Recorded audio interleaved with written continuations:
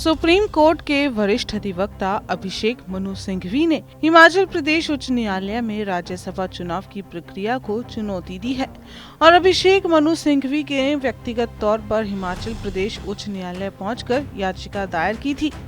इस याचिका में कहा गया था कि ड्रॉ ऑफ लॉट्स के जिस नियम के तहत हुए चुनाव हारे हैं वो गलत है। उन्होंने उच्च न्यायालय से इस चुनाव को रद्द करने की मांग उठाई है।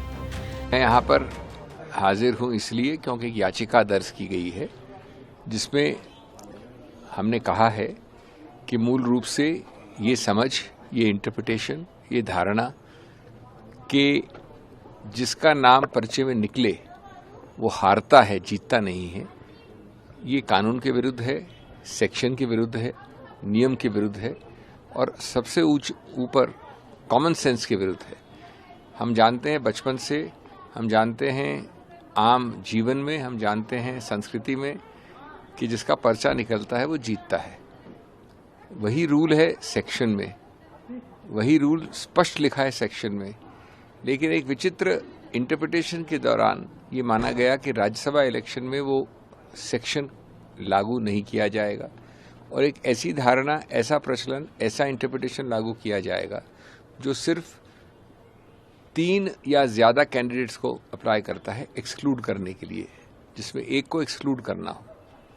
जब 2 ही हों, जैसा कि हमारे केस में था, और उनके बराबरी के वोट हो और पर्चा उनमें से एक का निकले, तो ये कॉमन सेंस के विरुद्ध है, ये आम सोच के विरुद्ध है कि जिसका पर्चा निकले वो हारे।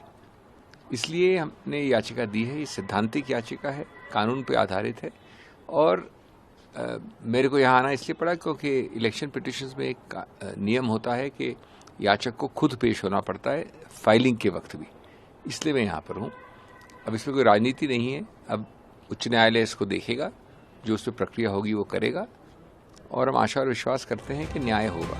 लेकिन अब हिमाचल प्रदेश से कांग्रेस उम्मीदवार अभिषेक मनु सिंघवी के राज्यसभा चुनाव में ड्रॉ ऑफ लॉट्स के नियम को चुनौती देने वाली याचिका पर केंद्रीय मंत्री अनुराग ठाकुर का करारा जवाब आया है।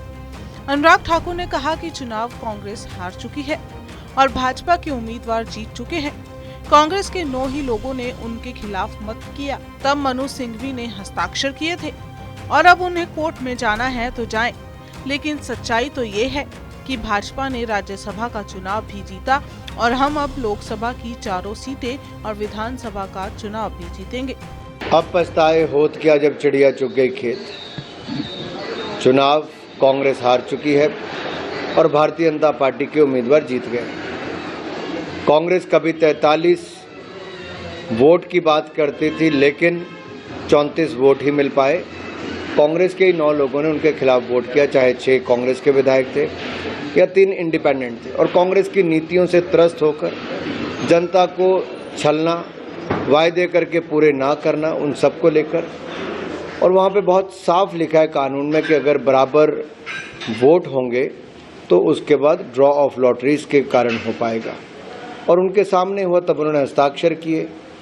अब उनको लगता है कोर्ट में जाना है तो स्वतंत्र हैं, उनकी इच्छा है कोर्ट में जाएं। लेकिन सच्चाई ये है कि भारतीय जनता पार्टी ने राज्यसभा का चुनाव भी जीता और अब हम लोकसभा की भी 4 सीटें जीतेंगे और विधानसभा के चुनाव भी जीतेंगे। आपको बता दें, हिमाचल प्रदेश में हुए राज्यसभा चुनाव के लिए कुल 68 में से कांग्रेस के अभिषेक मनु सिंघवी को 34 और बीजेपी के हर्ष महाजन को 34 वोट पड़े थे। दोनों पक्षों में 34-34 वोट पड़ने के बाद नियमों के मुताबिक ड्रॉ ऑफ लॉट्स को अपनाया गया। पर्ची में जिसका नाम निकला वो चुनाव हार गया। पर्ची में अभिषेक मनु सिंघवी का नाम निकला था और ऐसे में चुनाव में हर्ष महाजन की जीत हो गई थी। हिमाचल में राज्यसभा चुनाव के दौरान 6 कांग्रेस विधायकों ने क्रॉस वोटिंग की थी, जिस वजह से बीजेपी और कांग्रेस दोनों उम्मीदवारों को 34-34 वोट मिले थे। जिसके बाद ड्रॉ ऑफ लॉट्स के तहत टॉस हुआ और बीजेपी प्रत्याशी हर्ष महाजन ने बाजी मार ली।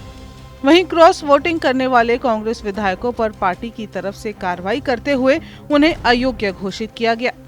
हिमाचल में राजनीति में इस दौरान काफी उथल-पुथल मच गई, जिसके बाद बागी विधायकों ने बीजेपी का दामन थाम लिया और अब सिंघवी ने याचिका दायर की है। देखते हैं हाई कोर्ट क्या फैसला सुनाता है।